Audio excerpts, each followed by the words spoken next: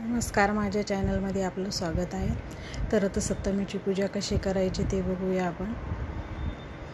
मी अगोदर रांगोळी काढून घेते आहे। सूर्यदेवाचा रथाची रांगोळी काढायची।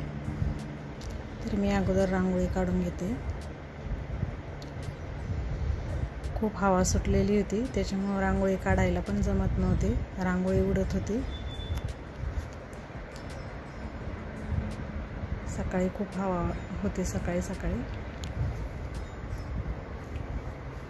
ही पूजा सूर्योदयाच्या अगोदरच करायची। सूर्य उगवताना ही पूजा करायची। असा आपण रथ काढून घेऊया। रथाचे चाक, रथ काढून झाला आहे।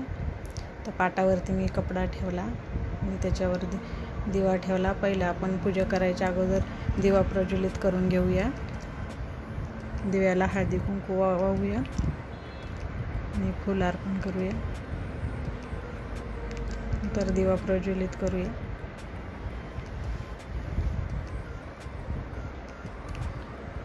तर मी इथं 2 विड्याचे पानं घेतले आहे। विड्याचे पानं ठेवून त्याच्यावरती हळदी कुंकू वाहून घ्यायचं। त्याच्यावरती हळदी कुंकू वाहून झाल्यानंतर थोडासा अक्षता व्हायचा त्याच्यावरती। पानं छोटे होते, ते खूपच छोटे पानं होते। त्याच्यानंतर वरती सुपारी आपण गणपती स्थापन करूया।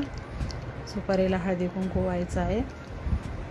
हळदी कुंकू वाहून झाल्यानंतर फूल व्हायचं आहे आणि स्थापन करताना कुठलाही गणपतीचा एक मंत्र म्हणायचा आहे। त्याच्यानंतर आपण हे सुगडे ठेवून घेऊया। याच्यामध्ये मी धान्य भरलेलं आहे। गहू, तीळ, हरभरा, मटकी आणि वाटाणे। त्याला हळदी कुंकू वाहून घेऊया।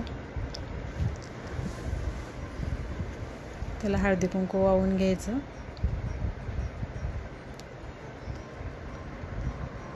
हळदी कुंकू वाहून झाल्यानंतर आता आपण त्याला फूल वाहून घेऊया।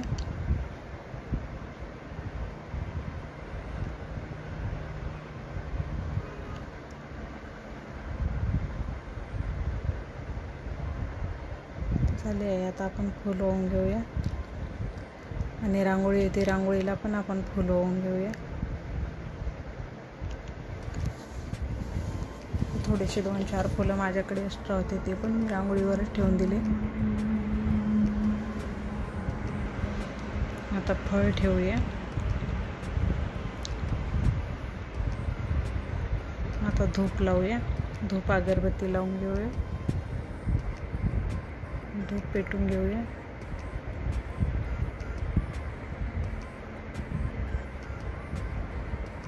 धूप अगरबत्ती फिरवून घेऊया आणि गणपतीला आपण खडे साखरेचा नैवेद्य दाखवूया। नंतर मी गॅसची पूजा केली। गॅसला हळदी कुंकू वाहिले, हळदी कुंकू वाहून अक्षदा पण व्हायला आणि फूल वाहिले। अगरबत्ती पण वाळून घेतली। आता गॅस पेटूया। माझ्याकडं सुगडं नव्हतं, त्याच्यामुळे मी तांब्याचं भांडं आहे छोटं, मी ते घेतलं। आता त्याच्यात आपल्याला दूध उतू घालायचं आहे।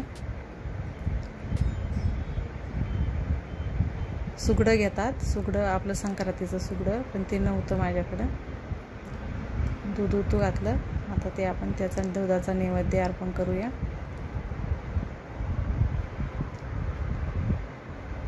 ते भांड्याला हळदी कुंकू वाहून घेऊया आणि दर्शन घेऊया। कसा वाटले रथसप्तमीची पूजाचा व्हिडिओ? थँक्यू।